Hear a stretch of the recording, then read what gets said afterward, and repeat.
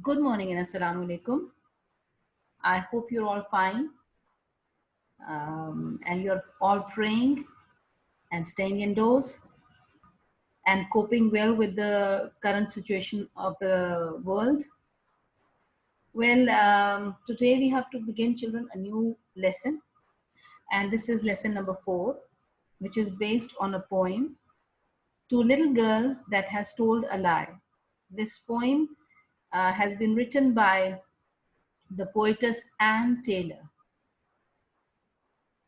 All right. Before I begin, I'd just like to tell you that the objectives are to make you people understand the concept, the whole poem, its summary, and about its author, it's about its poet. So let's just begin with it. First of all, the poem is here, which you've got in your books. And has my darling told a lie? Did she forget that God was by? That God who saw the things she did, from whom no action can be hid? Did she forget that God could see and hear wherever she might be? In this poem, you can see that Anne Taylor, the poetess, has begun the poem with a very beautiful technique of interrogation. She's using the interrogative statement or the interrogative in the first line, a question. And that question actually arouses our curiosity.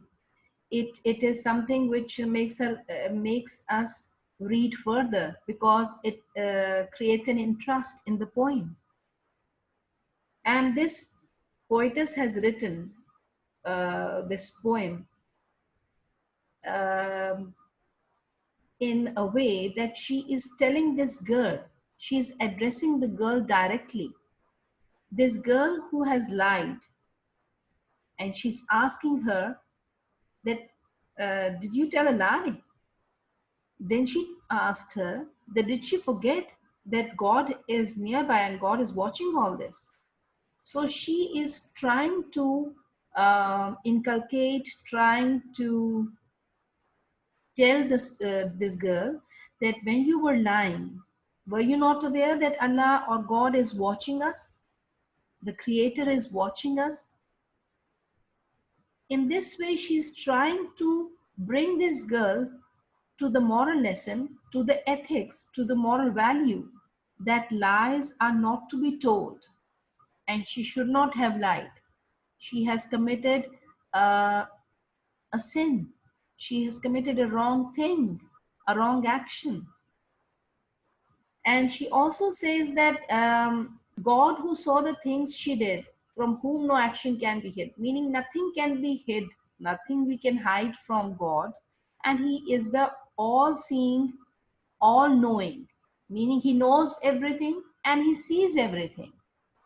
So, how could she think of the fact that there is no one watching her, there's no one seeing her when she's lying?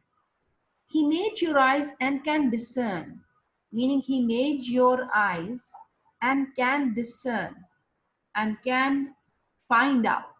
Discern means find out. So God made your eyes. God is the creator. He made your eyes. He knows and He recognizes and He finds out what will find, and He will find out whatever you have lied about and that you have lied. Even if nobody else knows, God will know. Whichever way you think to turn, He made your ears and He can hear when you think nobody is near. In every place, by night or day, He watches all you do and say. So, again, excuse me, again, the supremacy of God, the fact that He is there and He's all authoritative. He's the authority, the eternal authority, the one who's going to be remain forever, and He's going to be authoritative forever. So even He knows whichever way you think you turn, meaning even He knows what we are about to do, our plans, our actions, whatever our decisions are, whatever our actions are going to be. in the future or in the next moment, he alone knows. Nobody else knows, but he knows. Oh, how I wish you would but try to act as shall not need a lie. And when you wish a thing to do that has been once forbidden you, remember that, nor ever dare to disobey. For God is there, meaning whichever thing you whichever thing you do, never lie. She's just guiding. Now we see the poetess as giving, as guiding, as giving a warning that God is near, Allah is near. So she is first warning her, then guiding her, then also asking her continuously that why did she lie? Why? What was the need of lying? She should have come out with the truth in the open. Why did she lie? Then she says, and when you wish a thing to do that has been once forbidden you. So sometimes you, the thing which is forbidden, the things which are forbidden actually to all of us, we are more inquisitive about them. We want to know more about them. And that is the wrong thing, because whatever is forbidden is forbidden. It should not be done. We are not permitted to do that. So if we are not permitted or allowed by God to do that, why should we wish for such a thing? So you should not do something which has been forbidden to you by God. Because remember that you never dare disobey him. Uh, we are not permitted, and we should never even think of disobeying God. Why should you fear the truth to tell? Does falsehood ever do so well? Can you be satisfied to know there's something wrong to hide below? No, let your fault be what it may. To own it is the happy way. Meaning, when you have committed a fault, when you have committed a mistake, always own it. Always come up with the truth that, okay, I did it and I'm sorry, apologize, and try not to do it again. But don't just leave it like that, thinking that it is hidden and nobody would come to know.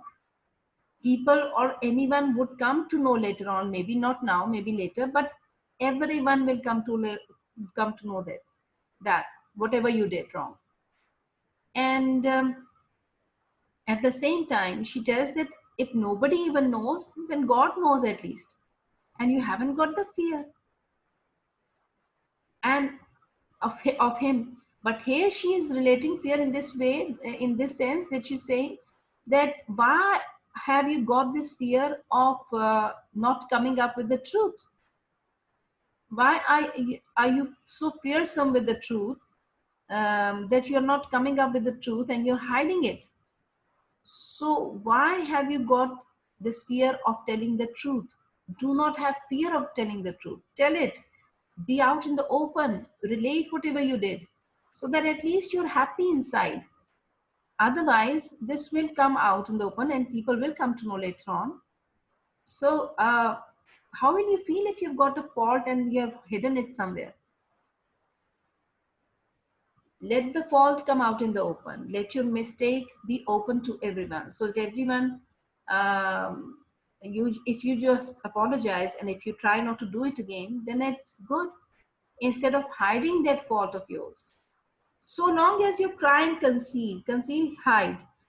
So long as you cry and conceal, you cannot light and gladsome feel.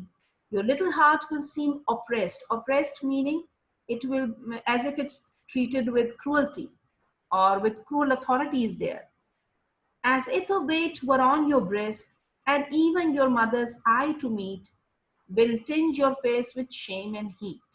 Breast here means chest, actually where the heart is. So it says that as long as your crime, whatever wrong you did, is hidden, you cannot light and you cannot feel glad that it's hidden and nobody knows, so it's all right with me, because in your heart you know that you have committed a wrong thing, and that wrong action which you have committed, it makes your heart really pressurized with the cruelty. It makes you burdened with cruelty. as if a weight were on your chest.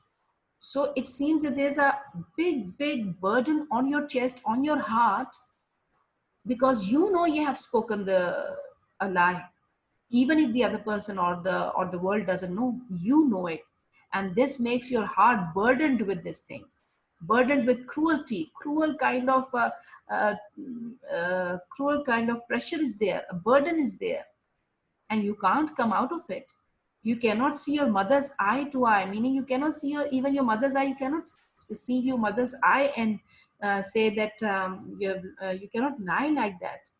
If you have lied, you cannot see your mother's eye, because you cannot face them. You cannot face the fact that you have lied, so you cannot face them, and you feel like embarrassed, and you're full of shame and guilt, and you don't want to see your parents' eye, because you know they'll come to know, so you feel embarrassed and shameful and guilt all around. Yes, God has made your duty clear. By every blush, by every fear, and conscience, like an angel kind. Conscience, children, is the inner self. In Urdu, as you call Zamir, keeps watch to bring it to your mind. Its friendly warnings ever heed. Heed mean pay attention. And neither tell a lie nor need.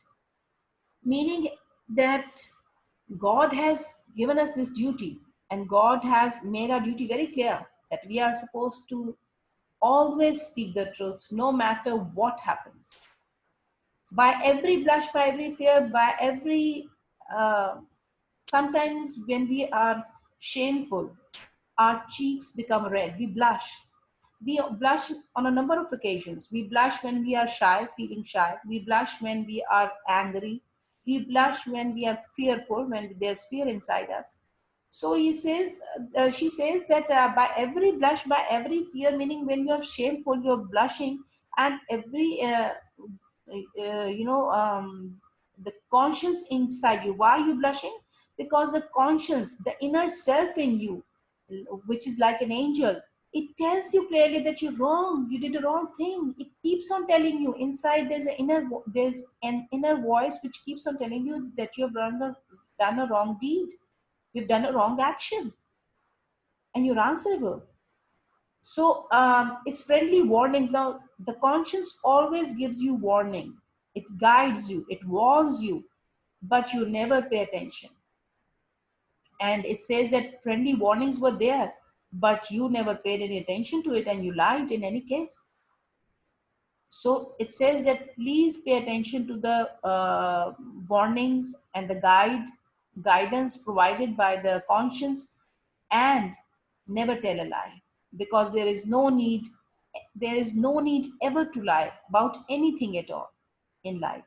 So she is actually addressing the little girl, and she is telling how she has lied. It's a very simple poem and simple story has been given to us.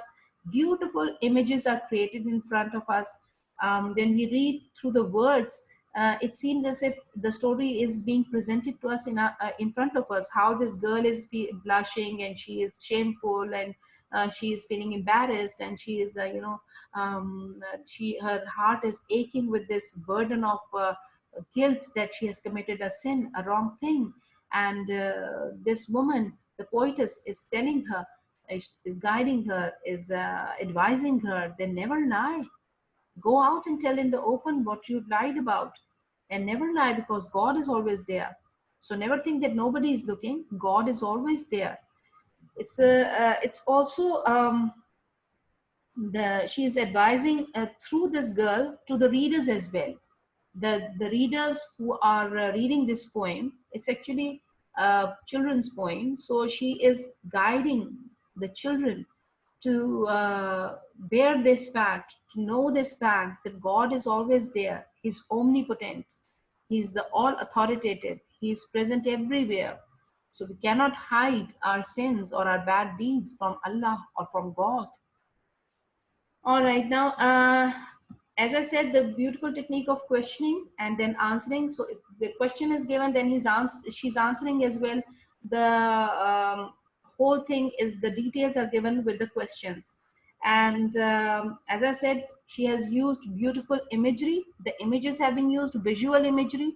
by presenting in front of us a little girl who has lied and how this poetess is guiding her, by also presenting a God who's everywhere. So beautiful images are there. As you see here also, that she says, he made your eyes and can discern and can find out whichever way you think to turn. So she's also saying that how God has created our eyes, ears, everything. So the whole body and the face comes in front of us. Beautiful visual imagery is there. Then we come to the fact that how she has put this in a simple stanzaic form. Stanzas are there. You can see 1, 2, 3, 4, 5, 6. 6 stanzas are there. And these stanzas have got six lines.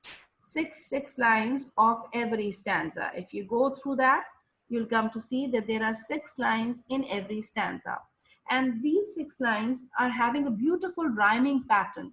A rhyming scheme, a rhyming pattern is there. And what is rhyming scheme? Like, for example, if we begin with here, lie by. Both are rhyming, so A. Did, hid, B. C. So A, B, C, meaning there's a whole rhythm. And rhythm is in 2 lines. She has given the words which are rhyming with each other. Lie by, did, hid, B. Similarly, discern, turn, hear, near, they, say. So it goes on and on. This musical touch has been given to this poem so that the children, in a musical way, in a rhythmical way, they find it interesting. So they come to it and read that what's it about. And she is telling them, guiding them about the moral values, about the ethics, about the behavior that a child should have. And then as far as I see, there is alliteration used, which are 2 words which have got begin with the same letter and they are closely written. So we can see that there are 2 words beginning with the same letter closely written in 1 or 2 of these lines, which also, if you see, or maybe at a little bit distance, but if we see the words such as, let's go through it. Here we've got the things, then we have got um, let us go through it again. Forget God. Okay, let's see. She here, where she might be. All right, we have got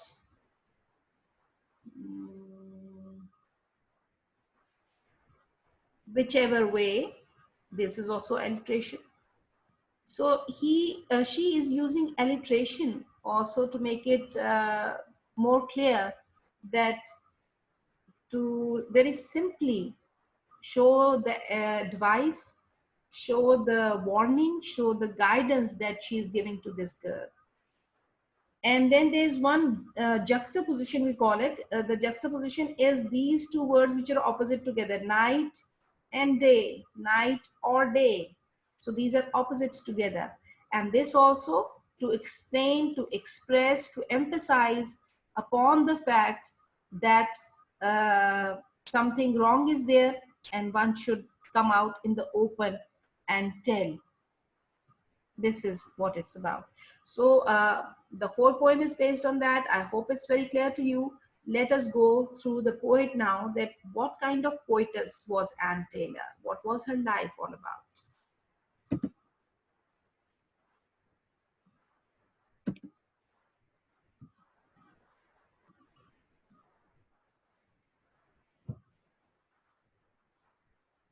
Okay, about the poetess Anne Taylor. She was born in 1782 in London. Anne Taylor was a much loved poet and critic who came from one of the most literary gifted families of the time.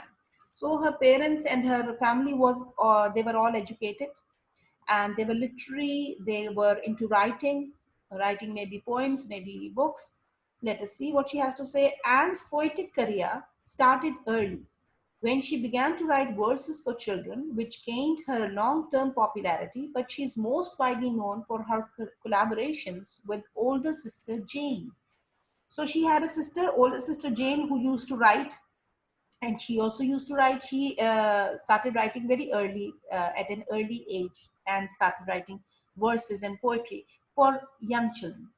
And when she started writing for young children, then she gained her popularity. She became famous, and then she became more widely famous, more widely known. Everybody came to know about her when she started her work together with her sister Jane.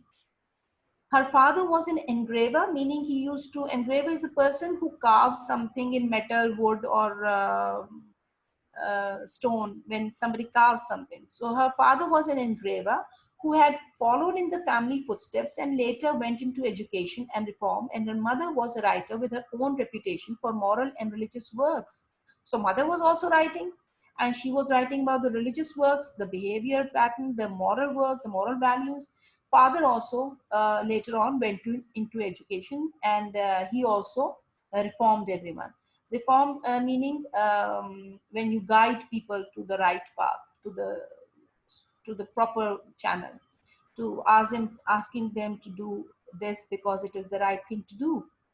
Taylor's brothers too were to have their impact on the world during their time, but it was the two sisters who were together the most popular with the general public.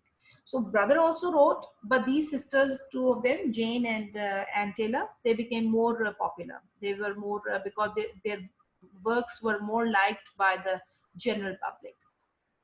Works of all kind, poetic form or any other form they had written, were liked by the general public. That is why we say works. Over the years, there has been some confusion as to who out of the two sisters wrote what, often compounded by the fact that Jane died early and attracted more literary attention because of it. So, when because her sister, we do not know which poem is written by which sister, because both of them, they compounded their work together, and they collaborated with each other. So their work was so much mm, together in one, that nobody, the work was so much combined that nobody could tell which one was whose work. Like if this poem is written by Anne Taylor or by her older sister Jane, nobody could tell. And her work, Jane's work, became more popular because she died early. When she died, her literary work became the center of attraction for everyone. They published early works together, often without assigning an author's name. So together they wrote something, and even the literary works, meaning the writing, the novel, or maybe short novel, maybe short story, whichever they wrote, with the author's name was missing, because both of them, they were the authors, and we do not know which one wrote which novel or which story. And Jane passed away in 1824 when her literary power was at its most potent, was at its most height, at its most strength, strong height, and it was important at the time. Though there are significant differences in the style and manner of each of their works, according to some, Anne tended to write more about people and Jane about nature. So Anne wrote about people and Jane wrote about nature. That is the difference we can only tell. She wrote the famous nursery rhyme, Twinkle, Twinkle, Little Star. So Jane wrote this poem, and it's very much all of us, I think, in our childhood, we have learned this poem by heart. So you can see how much popular both of these sisters were. Now comes the summary. Children, the summary of this whole poem, as I've been telling you, it's a simple poem, and how the poetess is addressing that girl who lied, and then what it is all about. Let us go through it. Anne Taylor is a children's author. And remember, children, children's is no word. Children is a plural in itself. Children is a plural in itself. Children's is no word, but children's with an apostrophe is there. All right. Anne Taylor is a children's author. In this poem, she teaches good values to all the children through this young girl in her poem. So she's telling everyone, even the persons who are reading, because I think one of the point in our lives, we must have lied. Maybe to our loved family, or maybe to some other the person, maybe to our friends. So we might have lied once in our lifetime. So she's telling through this girl, young girl, to all of us, then don't do this. It's a bad habit. She advises this girl who has told a lie that God can even know what we are thinking or what we are about to do. She tells us that God has created us and He is everywhere. God knows whatever we do. We should act properly. She also tells us that lie is forbidden, so never dare to disobey God. She suggests to us not to hide and fear truth. We should own our faults, meaning we should face that, okay, we lied. I'm sorry that I lied. We should own our faults. If we will conceal our crimes, if we will hide our crimes, our mistakes, we will feel weight on our chest. Not only that, we will not be able to face anyone if we lie, since we will feel guilt and shamefulness.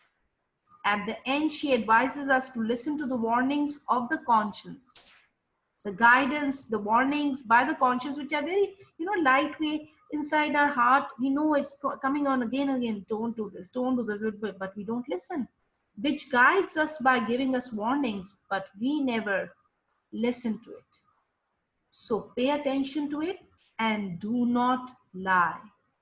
A beautiful moral lesson given to us by this poetess through this poem, and for every child how to behave, because if we are aware of the fact that God is watching us, we will never lie, we will never misbehave.